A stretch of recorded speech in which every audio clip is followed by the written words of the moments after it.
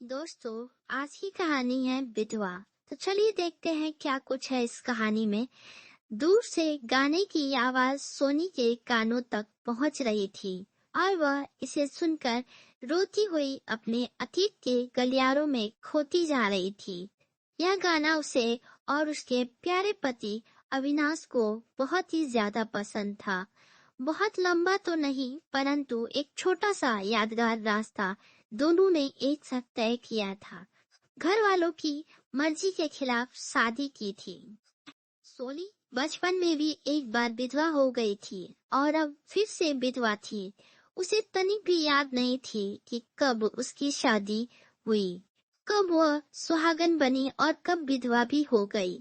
सोनी की कहानी कुछ इस तरह है। गांव में 10वीं पास करने के बाद घर में बाबूजी का फरमान जारी हुआ कि अब आगे पढ़ने की जरूरत नहीं।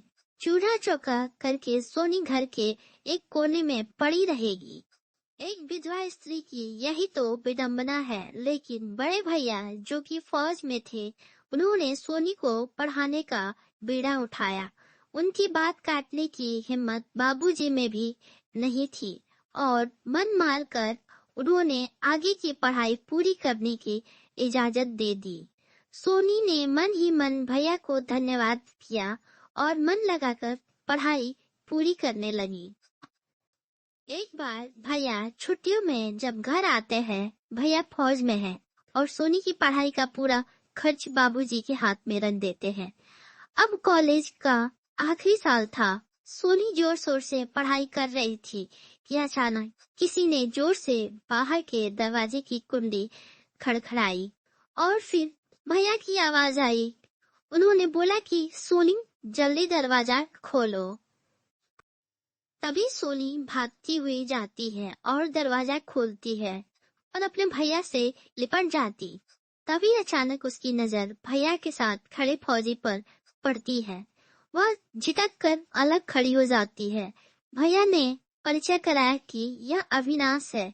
फिर तीनों घर के अंदर आते हैं। अम्मा खाना पीने की तैयारी में लग जाती हैं और सोनी अपने कमरे में पढ़ाई करने चली जाती है, परंतु उसका मन अब पढ़ाई में तनिक भी नहीं लग रहा था और बार बार उसका ध्यान अविनाश की ओर जा रहा था। दूसरे दिन परीक्षा देकर जब वह घर लौटी तो आंखें अविनाश को ही ढूंढ रही थी। अविनाश को भी इस बात का एहसास हो गया था कि सोनी उसे चुपकर देख रही है। एक सप्ताह कैसे बीत गया पता ही नहीं चला। भैया से भी यह बात प्रेम कहानी की छिपी नहीं रही। दोनों एक दूसरे के प्रति बहुत ही ज्यादा आकर्षित हो रहे हैं और एक दूसरे से प्रेम भी करते हैं। फिर जब भैया ने अविनाश से इस बारे में बात की तो वो झट से मान गए, क्योंकि उनके घर में सिर्फ एक बूढ़ी माँ थी। बाबूजी कई साल पहले गुजर गए थे। भैया ने फिर अम्मा बाबूजी से इस बारे में बात की तो बाबूजी भड़क गए, क्योंकि सोनी बाल विधवा थी और अविनाश भी उनसे नीची जाति के थे। अम्मा बाबूजी ने अब घर में बहुत ही ज्यादा बवाल कर दिया था। वह दोनों बिल्कुल भी नहीं मान रहे थे। अब भैया के पास एक ही उपाय बचा था, घर वालों से छुपाकर शादी कराने की। वह चुपचाप पास वाले गांव के मंदिर में दोनों को लेकर गए और शादी करवा दी। विदाई के समय भैया से लिपटकर सोनी खूब रोई।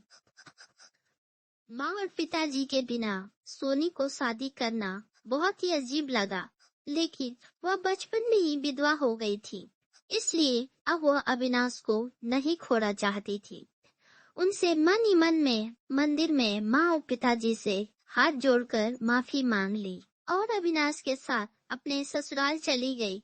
फिर एक बेटे के जन्म होने के बाद सोनी अपने पति के साथ मायके आई तो उसके अम्मा और बाबूजी भी सब कुछ भूलकर उसे गले से लगा लिया। इसके बाद सोनी की एक बिटिया भी हुई। बिटिया जब 2 साल की थी तो हमेशा की तरह इस साल भी अविनाश जी छुट्टी में घर आए हुए थे। अभी 2 ही दिन बीते थे कि तार आ गया कि सीमा पर जंग छिड़ गई। सभी फौजी तत्काल ड्यूटी पर लौट आए। सोनी को इस बार भी ऐसा क्यों लग रहा था? कि वह अविनाश जी को अंतिम बार विदाई दे रही है। अविनाश जी चले गए मातृभूमि की रक्षा करने के लिए। एक हफ्ते बाद भैया आते हैं। सोनी पूछती है, अविनाश जी को कहाँ छोड़ आए? वह कहाँ रह गए भैया? कुछ नहीं बोल पाए। उनकी आंखें डबडबा गई। सोनी सब समझ गई, परंतु वे वतन के लिए एक भी आंसू नहीं बहाई, क्योंकि देश पर मर मिटने वालों की पत्नियां कभी भी विधवा नहीं होती, वो तो सदा सुहागन रहती हैं। दोस्तों, अगर आपको ये हमारी कहानी पसंद आई हो तो अपने दोस्तों में शेयर जरूर कीजिएगा, और इस कहानी में कोई कमी रह गई तो कमेंट में जरूर लिखिएगा।